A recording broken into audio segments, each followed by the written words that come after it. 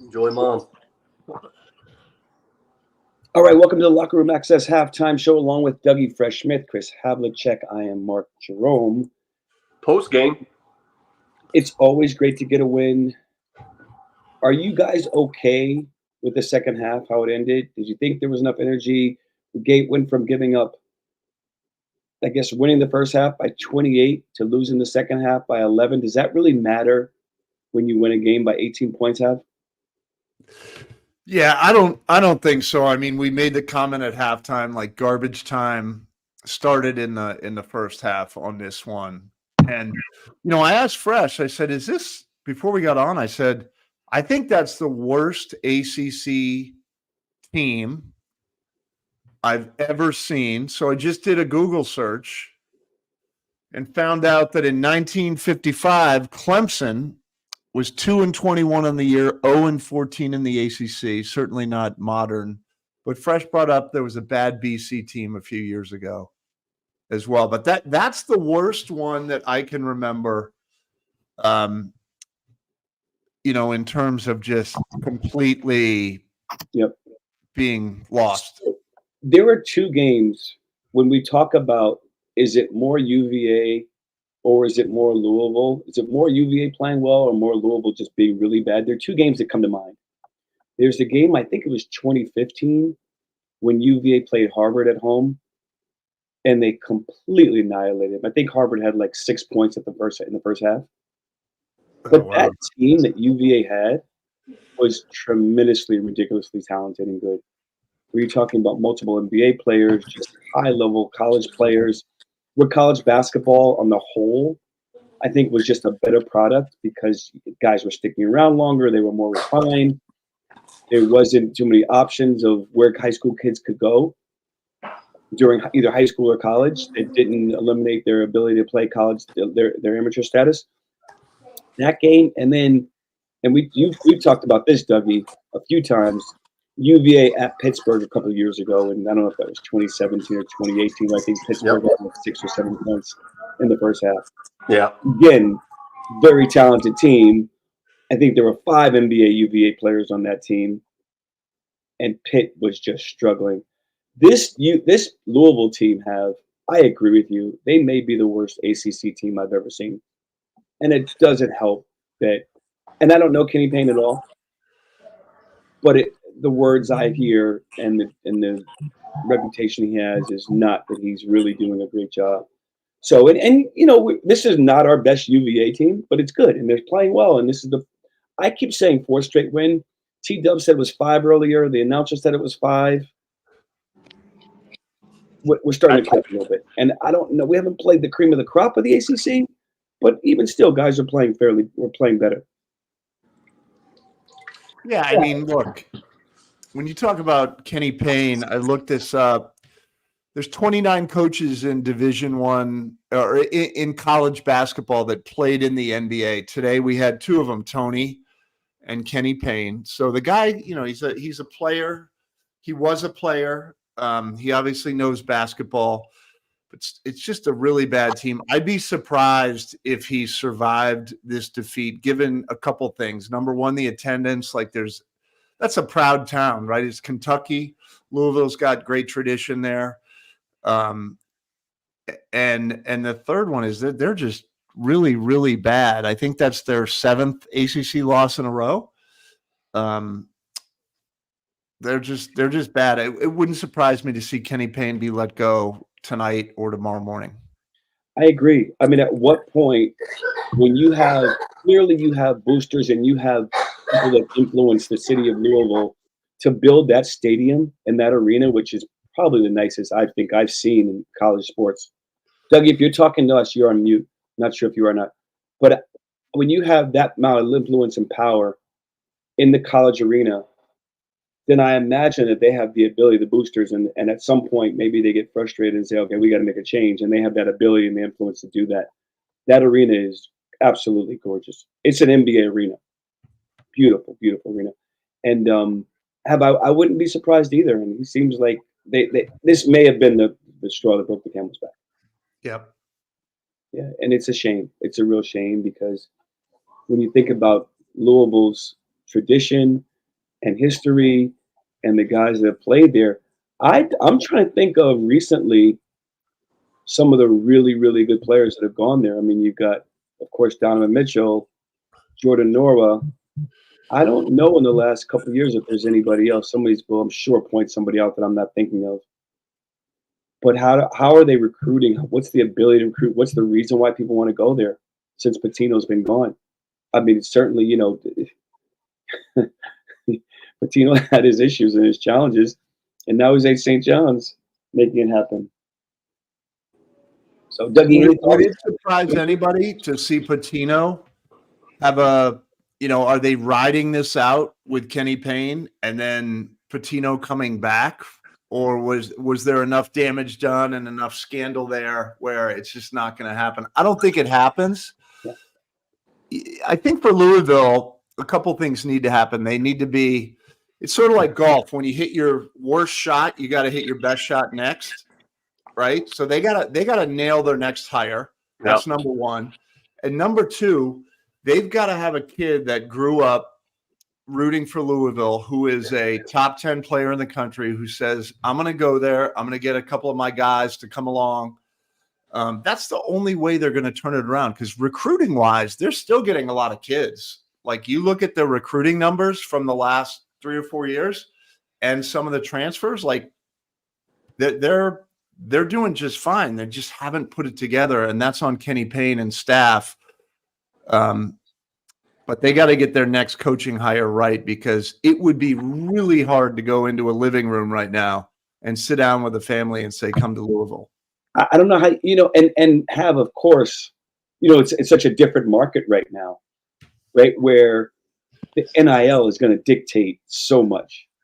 And if you bring in the right coach, there's a ton of money in that area, right? Somebody, get one of the Kentucky Derby people involved. And get behind you or something. I think there's an opportunity, right, with the history and tradition. And you bring in a guy look what Pitino's doing at St. John's is amazing, right? Well, it's amazing, but his connections and his history in New York City runs so deep. And you got Wall Street money, and you got St. John's has a lot of history and support behind the alumni, have whatever the connections. So I'm sure. You know what? Call Donovan Mitchell, right? Or his contract. Let him get behind you. You'll have him be involved. As a matter of fact, his dad was just texting me, wishing Ty well from his surgery. Nice. So get Donovan Mitchell behind you. Get some of the old guys behind you. Do something where it's a shame that a place like that, any school in the ACC, it's a shame that can't be very competitive because of you're playing in the ACC. It's not where I played at Lafayette College, right? It's not the Patriot League. This is the highest possible level of basketball. No one should be scoring 6 points or 10 points if you're an ACC team in the first half. Yep. And especially if you're Louisville. I think the Payne hiring made sense. Who could foresee the future that he wasn't going to be a good coach, or he was going to be? I don't know. But he's a champion. He's a champion Louisville player. He's well regarded. People know him. He was at Kentucky. He was removed from Pitino enough. That whole scandal. I don't think there's any chance that Pitino would ever come back to Louisville. He's up here as, one of his sons lives in Westchester, and he's got grandkids around. He's got his golf course and all that type of stuff, along with the basketball. And I've been to a game, man. People are behind it. MSG is on fire again. The game I was at, the Providence game, and there's a lot that goes with that, right? He's just not sitting out in Queens, except for when he's working, I'm sure. But he's got his whole New York life. I'm sure his wife likes it and that whole thing. He's not coming back. I don't know. You know how it is with pros. You talk about Donovan Mitchell getting behind it. He played for Pitino. Maybe he's not overly happy with the situation, right? I'm a loyal guy that way. I know guys are loyal. And he's a pro, right? He's in the NBA. He's got so much going on, as you know. Your son, same thing. How much time does he have for things outside of, his job and trying to be great at it? So I don't really have what would be the answer for it at all. Yeah, who do you hire? I don't really care about Louisville, I'll be honest. Who do you hire, right? That's the question. Obviously, I think anybody you could perceive as an upgrade right now to what's happening. But when you look at college basketball as a whole, there's a few teams from like when I grew up that I want to see do well because I think it makes it a better place. Indiana basketball, like when they're good, it's, there's great tradition there. UCLA, that's a place that hasn't figured it out in a long time. Louisville's one of them. I mean, you get those three teams fresh. When we grew up and Markey, it was like, Louisville, ACC teams, UCLA, Indiana, like those programs matter. So if I'm the AD there, I'm thinking to myself, all right, we got to make a change, but who am I going to go get? Do we take a chance on a young guy that has been an assistant for a long time? Do we go get an NBA player who brings in some excitement and more offensive, a more offensive mindset? Do we get an alumni who people know? Like, what's the answer? It's a hard question to answer. And it'll be interesting to see what happens. But I think we all agree that Kenny Payne isn't going to be there to start the season next year. Maybe Coach K's tired on board. I mean, maybe he wants to get back into coaching. Yeah. Him and Jay Wright can be an assistant. Yeah, exactly. You know that you raise such a good point. Who do you go after at this point? And I think without traditionally and prior to the last 2 years, without NIL, it's a different conversation than what you're having now, right? Listen, it could be anybody that says, listen, I got $50 million behind me, NIL money behind me. I can use that to recruit the top players for 1 year. There are going to be a lot of 1-year contracts until this whole NIL thing is figured out. Not the same conversation that you might have had that said, we got to go after somebody who's got a lot of experience, who's got relationships with the AAU guys, with the top AAU coaches. It's like, okay, who's going to raise the most money? How can we get like Kansas? How can we get like Kentucky? How can we get like, Hilton T. Young? Good point. Belichick is out there. That's a great comment. I like it. Anyway, moving on to UVA basketball, our team. Saving those college athletics. Let's just go wild with that. I like it. Sorry for trying to get free laughs on that. Well, wait a minute. Let's actually, before we go on to our personnel, Jay, will he get a shot? Shit, I would. Hey, whoever takes that job, and I agree. I think it would be smart to go hire a longtime assistant, but that assistant should ask for a 5 or 6 year guarantee because they're going to lose almost everybody on their team in the transfer portal, and no one's going to want to come. So they're going to start like 4 freshmen next year.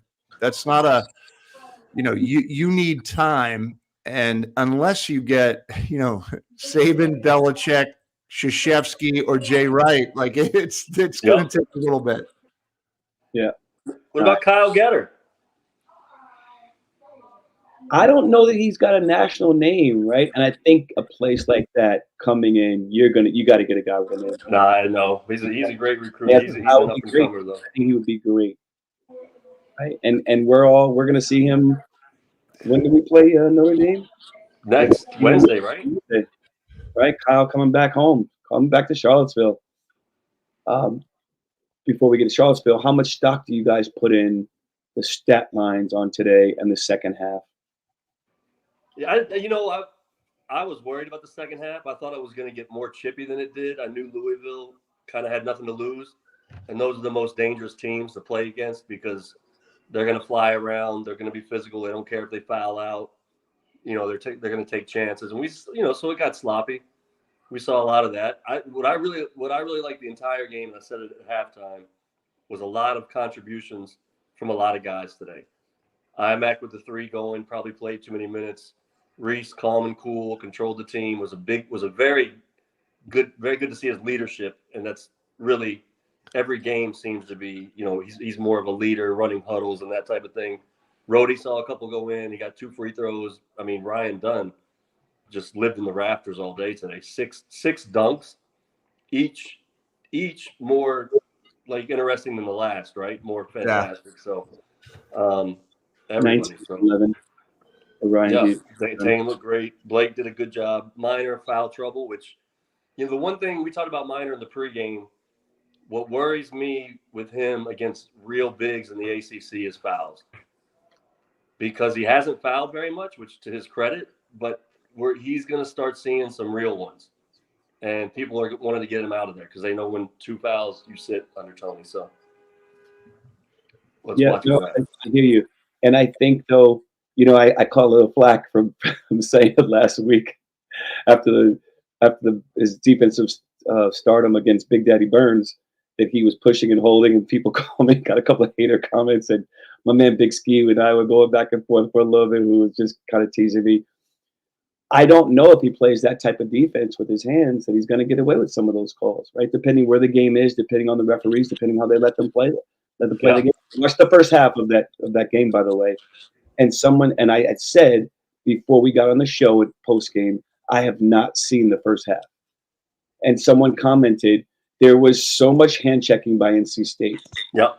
And I reviewed that first half and I watched it. There were a ton of hand checks. So the people that made that comment were absolutely correct. We don't hand check because we're not up on our guy defensively. Right? We on the ball, unless maybe you're Reese or Ryan. Everybody else gives some space. Yep. So we're not holding the offense players back. But no, it's a great point, Dougie. So if Minor gets in some foul trouble, where do we go next if he's our toughest interior defensive player? I don't know. I'm not sure. I mean, obviously you got to go Grove and Buchanan, but how they fare is up in the air. Yep. Well, we know exactly what your point. We know where we're going, but against let's just throw it out there: Baycots of the world, PJ Hall, at Clemson, those guys. We'll see, but we have a tricky part of the schedule coming up, man. Right. No, so we have one more game against a team that I think we're going to beat by at least 8 to 12 points in Notre Dame. Notre Dame, yep. He's not that good. And maybe they match up better against us than I believe, or it's just that style of team that plays that well if they're going to be hitting on all cylinders like they did, and they shot the mess out of the ball when we were at their place. I think the way we're playing now with Dante Harris and Minor and Tane, I think we're a different squad, clearly. I don't think we're great, but we're improving. Have thoughts about it coming Notre Dame? Yeah, I mean, look, they'll be, I think, fired up, Notre Dame, because they've had a rough go. I would say for us, when you look at what's our best win this year, our best win is the OT win. I'm talking about ACC wins. Our best win is against NC State at overtime, and that was a game that should not have gone to overtime. Yep. Right? We should have won that game in regulation by 8 or 10 points. So, let's look at our wins, right? We beat people at home, which you have to do. We beat Georgia Tech, who's not good. We've played one team that I will call middle and above in NC State in overtime. And then we just played the worst team maybe in ACC history. So I'm encouraged by the emergence of Minor. I'm encouraged by Reese's play. I'm encouraged by, Tane emerging. I was encouraged today by Rhodey a little bit. But at the end of the day, there hasn't been, we haven't had a win where we're like, holy shit, we might be really good. Holy smokes. 2 in 1 day. It's my mom's birthday. She gave me 2 shares. Mom's birthday, yeah. What do you make of Wake Forest? Huh? What do you make of Wake Forest? That was our last loss, and we got demolished, right? We got beat up by 20 at their place. Yeah, Wake's good. I think Wake is, there's a lot of sort of middle of the road teams, but when I look at our best ACC win, I think it's clearly NC State, who beat us by a lot, and we came back. And we needed overtime in one of the grossest, just a gross game where it was sort of like both teams were Louisville today. So while I'm encouraged, I don't think we can take the opinion that everything is fixed and we're playing really well. We've just played some really bad teams, and it's a it's about to get much harder. You know, everyone projects out, including me, including all you guys. Let's look at the schedule. Can we get the win? I think historical bias comes in there, like the at BC game. That's going to be a hard game. And we're like, oh, we always beat BC. But you know what? Like, they've had some nice moments. And then we've got Duke, we've got Carolina, we've got Miami, we've got Clemson. Like, it's going to get way harder. February's tough. February and that first game in March against Duke at Duke. You know, Carolina's playing great. I'm not a huge Baycott fan, but they don't just have Baycott. They've got several good players, and they've got some height and length. And they got RJ Davis, who may be the ACC Player of the Year. It's going to be a tough game. Right? We've got a tough schedule coming up. Fortunately, that Carolina game on February 24th is in Virginia. It's at Charlottesville. Time still to be announced. If Virginia's playing well, I got to imagine they're going to try to the ACC and the ACC gods and the TV gods are going to probably make that a 7:00 game if we're playing well. Pitt is tough. Fortunately, we play them at home. We've got Wake at home, Florida State's on the road, and Miami at home. Tough schedule. We got to certainly get the next one, get 5 in a row, and then we'll see from there. Believe it or not, we're tied for 3rd in the ACC. Yep. I know. Yeah. So what does that say about the ACC, Dougie? I mean, you know, we watch so much Virginia, and that's what I'm focused on the whole time. I'm not surprised we're top 4, top 3 at this point, just because we always are. We always find a way. To your point, though, when we said it before, get this game out of the way. Hopefully, take care of business Notre Dame, and then it gets real. As you said, February, it's college basketball, the whole thing. About the ACC, there was a stat on the road. Teams have been horrendous everywhere. Like, we think it's only us. Everybody's been really bad. Yeah, on the it's road. true. And what do we win by today? 17? Am I looking at that right or not? Yeah. 17? You know, we didn't win by 30. Shoot. You know, it was a tale of two halves. Obviously, 39-28. They beat us in the second half. It's who shows up any given night, and we talk about it, man. That's why I just like to see our team today with kind of even contributions. A lot of players doing good things. They can go and have their individual highlight tape and see good things they did, right? Yep. It's not Rhodey, you know, had 5 turnovers, went 0 for 4, and he's got his head down. He did some really good things, right? Tane is probably going to be our wild card. How does the staff use Tane, man? Do you just go all in on him, or just, you know, he brings that toughness and energy? I don't know. What do you guys think? I don't know what the minute distribution is, but it seems like TB is kind of shortening the roster, shortening the rotation to 8, maybe 9 right now. Yeah, you know, one thing I think was important, you know, and I don't have my stats up because my phone died, but what was Groves from 3, like 3 to 4? 3 or 4. 3 to 4? Yeah, he looked good. Yeah, that's a good development because he at times was one of our better shooters. He's been quiet lately. Rhodey saw the ball go in a little bit.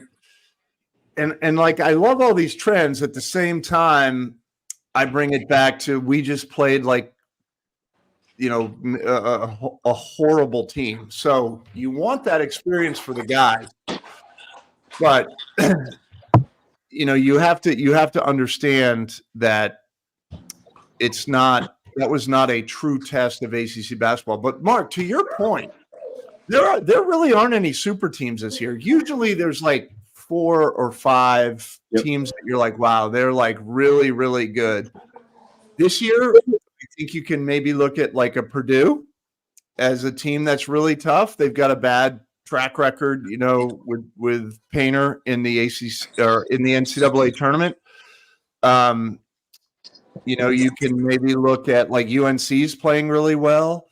There's no super teams. So it wouldn't surprise me this year to see a team win it all that is either from a lesser conference or just catches fire at the right time, almost more than any other year I can remember. Yeah. But we'll see. I agree with that completely. I don't think, you know, you got Houston who's really good. Yeah. Moss playing well. You got NC who's playing really well. Kansas is pretty good. I don't see a super team either. I don't. Yeah. I think UNC is going to give us problems because of their length, right? And they've got a few guys who have got great height and length. By the way, have the it's a good question by Steve Whiteside. Before we go on, your guy Rhodey hit a free throw in the second half. Yeah. You know what? I'm happy for him. I think people make the mistake that when we criticize people on forum or whatever, or point things out that we're not rooting for them, like everybody wants all the kids to do well, right? And I think that's universal. In regards to Steve's question, I think Rhodey got outsized minutes largely because Dante was hurt, number one. And number two, he's a very safe play. I always tell Fresh that Rhodey is, I call it a cruiser, a guy who cruises around and makes the right play. He's not screwing up, but he's never going to be, or he hasn't been even remotely aggressive. And people talk about secondary initiators and all that. I just see Rhodey, when he catches the ball, wants to pass right away. When I see Tane, and I mentioned this at halftime, Tane doesn't give ground right away. He catches, he plants his pivot foot, he rips through and looks. He doesn't take 2 retreat dribbles. But, Rhodey has some things, like if we could have Rhodey and Tane, combined in Frankenstein's lab, I think we'd have a really good player. They're both good players, but they each have limitations. I just have always liked Tane's work ethic, his toughness, and more importantly, on a team that has a low offensive aggression reading, he scores higher on offensive aggression than Rhodey does. So that's what I prefer. Other people prefer Rhodey's sort of playmaking ability, which I disagree with because he's still averaging, under 3 assists in 29 minutes as a primary ball handler. But look, we don't have 3 or 4 NBA players that are like going off right now. So we just have to.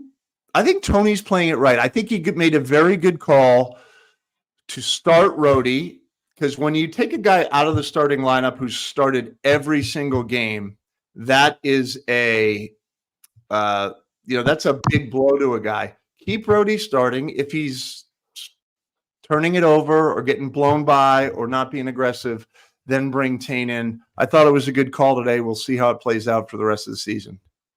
Yes, all right, let me address this. Everyone keeps saying Rhodey's young and he came from okay, that's fine. He's got 2 more years. It's not like he's a freshman. Okay, he's a starting ACC player. If you start in the ACC, unless you're a freshman, no one keeps talking about how young you are and how, if you start in the ACC, you've got to produce, and he just hasn't. So that's why I've had an issue, in addition to his really, really poor readings on, advanced metrics, player efficiency, all that stuff. So, that's my rant. Yeah, I'll end by saying I root for him. I was glad to see him get to the line. And he's going to contribute and have a big game for us this year. I almost guarantee it. And then a quick correction, because I said Seton Hall had been playing well just really quickly, and they've lost their last 2 to nothing. When we talk about Rhodey and you talk about some of the guards, your guy, Elijah Gertrude, not getting a ton of minutes right now. Yeah. This year could be a whole different story. Like, Rhodey's getting a shot. Elijah's not. Yep. We don't know what's going to happen with Rhodey. When you talk about whether or not he's coming from a low-level program, he's a young, he's getting a chance right now. And I think you're right that he is safe and he's sort of tries to read and make the play. That's not what this team is going to need next year, because they're going to miss Reese so desperately. They're going to need a guy who's going to be a killer, 1 or 2 guys. We don't know what's going to happen with Ryan Dunn. But let's say whether Ryan Dunn's here or not, we know Reese is done. We know Reese is gone. Who replaces? Who gets those minutes? Dante, I guess, is going to get some. We don't know how some of the first-year guys are going to do with Christian. and I don't know what other guards are going to be around, but who knows if Rhodey's not going to be that aggressive dude. Tane's going to be a fourth year next year. Yeah. Yep. Right. Fourth year. You got Elijah, Isaac. right? Isaac, of course. So and I would imagine if no other guards come in, I don't know what's going to happen at the point. I don't know if it's going to be Christian now. Maybe it'll be Dante. Who knows? So I appreciate what you're saying, like that he's got to while he has to learn the system. This is the ACC. This is real basketball. This is big time basketball. What got me with the Rhodey thing, and again, I want him to be great, and I want him to develop and get better and that whole thing. But when I looked up midway through the season or wherever we were, and I was like, wait, he averages 30 points at 30 minutes a game. And then you can go through 30% from free threes, 30 from here, whatever. I didn't. It's hard for me to justify 30 minutes per game is all, right?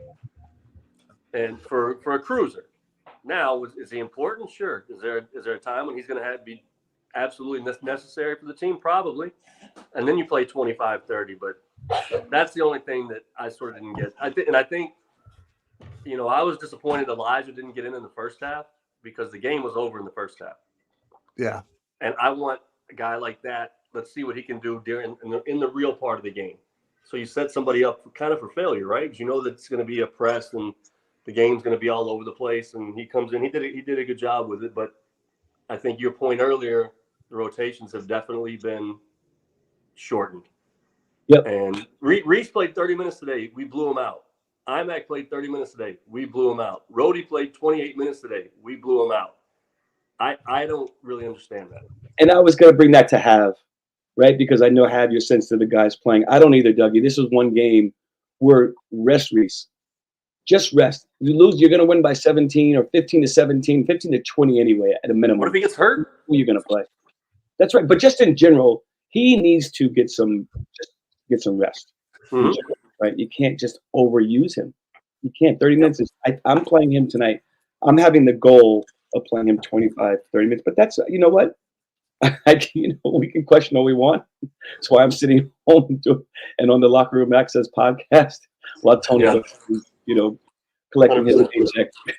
Right. Hey, I've been critical in the past of Tony, like not giving guys a chance. And it's not just minutes, right? It's minutes with guys who play. Yep. So, like, there was a missed opportunity in the first half to get Elijah in, I think, for sure. I understand why Rhodey played so many minutes because they're trying to get him back on track. They kept him as a starter. They want him to get confidence. So I understand that. But, at one point, Elijah should have come in, at the 16-minute mark of the first half with 4 minutes. Give him 3 or 4 minutes. Let him go. Yep. I'm sorry to interrupt. If you're going to be committed to only playing 8 guys, and that's your mindset, I don't know how you get a guy like Elijah in, right? If I'm committed to making sure that I have a comfortable lead, this is the group I'm going with moving forward. I'm playing 4 guards right now, maybe 5, right, at the most, and he's not in that 5. Or where do you there's no space for him in the first half, right? Or even in competitive play when the game's on the line. I think it's important. And that's a great question, Mark. But here's why it's really important to get those guys in. And I look to my last year, my 5th year, when Jamal was starting to get in like mid-January, February, like 3 to 5 minutes when it mattered. And then he scored, 21 in the semifinals of the ACC tournament, won the game for us because he was ready. If you leave him on the bench and he doesn't play, he's coming in to just reverse the ball. And, and then the other piece of that is the injury, right? If a guy goes down and he hasn't played all year, someone like Elijah, who's really, they took his red shirt off and he played a little bit and then he sat for just as long as he played. If Rhodey rolls an ankle, Tane rolls an ankle, Imac rolls an ankle, like they're going to need Elijah to play. So there's a bit of like an insurance policy you invest in the case of that. And And it looked like Dante came back. We heard in the first half he tweaked his ankle again. But, God forbid Reese rolls an ankle.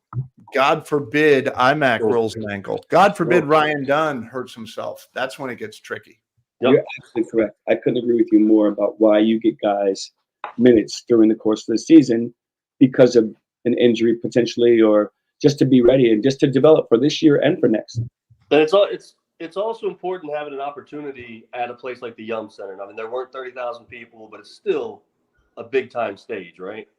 On the road, out of your comfort zone. Elijah to me looked on the bench like he was not very expectant to get in, even when we're up 30 in the first half. He just didn't look like I know it's my time. I'm going in. Came in, made a shot. About it all the time, right? Like, but it's how you're feeling. Now he's a freshman. He's a first year, right? With plenty of potential, and I'm sure there's a path for him to be playing next year. I think there's definitely a plan, right? So, and now we're talking about a different time, right? When you guys played, when I played, freshmen didn't play much. First years didn't play much, right? Unless they were super special. Now we're first year believes they should be playing, right? And now coaches have to think about in their strategy of recruiting and their strategy of during the transfer portal. Hey, I gotta make sure I play at first year, otherwise this guy might be out. That's the last. Yeah, I'd add to my initial kind of commentary. When you can bring down transfer risk in a game like today's the perfect day to bring down transfer risk, right? Yeah. Play Elijah 6 to 8 minutes, 5 in the first half, 2 or 3 at the end of the game, and then he feels like, all right, I'm in the plan. If you just play at the end of the game when the game's decided, and to be honest, no one really wants to be out there. In a blowout game, the transfer risk goes up. So the goal is to kind of keep that thing, don't get it redlining. We don't want anyone redlining on transfer risk. Let's keep it at 3,000 or 4,000 RPMs and mitigate that risk, because you don't know what a kid's thinking. It's lonely to not play. And Fresh knows the family really well and says it's something that we shouldn't worry about that much. I worry about it with every kid that isn't playing. Yeah. I want to comment on something else you said, Have. I think it's really important that people understand, at least amongst our LRA family, we root for everybody. We may be for sure. maybe, I don't want to say like the critical, we may raise issues or present issues if someone's not playing well, especially over a period of time, or we have our own opinions too, but we all root for everybody, and 100%. I think it's important to express. Yeah, there's a fine line in wanting to be right and wanting your point to have been proven. Yeah, sort of. It's everybody. I'm going to give you 2 things for that. You didn't curse, but it's such a great point, right? Because we all have egos. We all have egos. And what's more important, ego or someone that a program we're rooting for that maybe we were wrong about, and someone made a mistake. Right. And now you admit, oh shoot, I was wrong. I don't know everything. Right, which happens to everybody. But that's what when you're critical of a player, there's nothing better than for him to come back and just prove you were wrong. Right. Exactly right. And that's happened with all of us a bunch of times. So. Yep. Yeah. And the thing about. And Have knows this very well. I've gone through this. You want to come into the locker room after a game like this, where so much was, Ryan Dunn doing his thing, Reese. You want to feel like you did something too, right? You don't want to be the guy in the corner like, I didn't play. Everybody's having a blast here, but I don't feel like I'm part of that nucleus. That's the really hard part. It is. Now, for a guy like Elijah, maybe a different category. Because, all right, Walker. Wait, yes. Now, a guy like Elijah, again, maybe a little bit different category because his future is so bright. Yeah, and I'm sure that's the conversation with him. And Elijah, we know you're going to agree. These kids and their journeys, AAU, high school. When Elijah was a sophomore in high school, he didn't see himself at the University of Virginia, at Kansas. He blew up his junior year, as they say. and then he got there. So he and his family understand what it took to get there. Yeah. And the confidence factor and feeling like you belong. So they understood it was going to be, the learning curve was going to start again. I don't think they're totally surprised or like, I need this now. His dad, in fact, has told me straight up, we're not a now place. So I feel okay with it. And I think Tony's got a plan. I really, I always make the comment. You can kind of tell when Tony really likes somebody, and that's human nature too, right? It's just human nature. Like, you like the coach, whatever, but he loves IMAC, for example. He loved Kihei. We all know that. Reese. Yes, Reese. London Parentes, on and on. I don't know about Ty. I'm sure he loved Ty at some point when the Nets were being cut down in 2019. I'm kidding, but I think he's a little bit enamored with Elijah, and this is totally my weird thought process. So I think he likes him, and that showed when he took the red shirt off and played him. I think the hard part, and Mark, you touched on this earlier, if you go to UVA, anytime, pretty much ever, but especially since Ralph Sampson played there, you're a top 5 player in your state, right? You might be the best in your city, the best in your county, but you're like a big time guy, and maybe not in like some huge place like California or Texas, but you are a big time player, and it's very hard to enter a place and sit. So I know what Fresh is saying. I also know that it's hard for Elijah because, all the time, I know we talk about like practice, and he evaluates practice so much. And there's a lot of times in practice you're killing a dude, but you don't see playing time that week. That's right. That's right. And that, you question yourself a little bit, but if you can stay with it, man, and come out the other side, that's a big deal. Chris Martin just pointed out our home away from home Yum Center always. Chris, if you haven't been, go check out Louisville's arena. It's incredible. It's incredible. Bourbon bar in the stadium, in the arena, right? Great fun place. Parting shots, guys, and feel free to. Wow. All right, I'll start fresh. Encouraged by today, encouraged by our little win streak. Keep in mind that it's, we've done this against the lower half of the ACC and a lot of it at home. So hopefully this builds momentum so we can continue this win streak, but it gets a lot harder. So we gotta be better than we have been, and maybe we'll get there. I got a 1B for you. How long does the win streak last? Well, I think we beat Notre Dame at home, revenge game. That's 6. That's 6. And then who do we play after? I don't have my phone up. Clemson. At Clemson, right? We're at Clemson. I don't know. I don't think we win that one. But, hopefully I'm wrong. I'd love to see us do it. We had a good out of conference schedule, and then and we talked about this preseason, really fortuitous first half of the schedule. We put a lot of wins down that didn't turn out. We thought we'd beat Notre Dame. We thought we'd beat NC State. So we've got to steal a couple. That would be a great place to start at Clemson. Dougie? I think we beat Notre Dame, so that's going to be, 22 in a row at JPJ, which is incredible. We got to keep that streak alive. I think we're going to sneak it at Clemson. I think we're going to sneak. It's going to be a tough game. I think we're going to win that one. I think we play BC afterwards, maybe. Miami. Yeah. Miami's going to be tricky. So I think we'll be one out of those two, whether it's Clemson loss or a Miami loss. But I think we win one. So I think the streak is, so far, it's intact, and will be intact at least through Wednesday. All right, folks. Well, we'll see you Wednesday evening, 6:30 for the pregame, and WF who predicting we will beat Clemson. Clemson. Yep. And then I guess if we beat Clemson, that's guys got to be feeling good. And then that shows maybe that's now we moved the needle. As T Dub said, he's still on the cautiously optimistic. And I don't know where you stand on that, Have, but I think you got to start moving that needle towards optimism, 100%. right? So, yeah.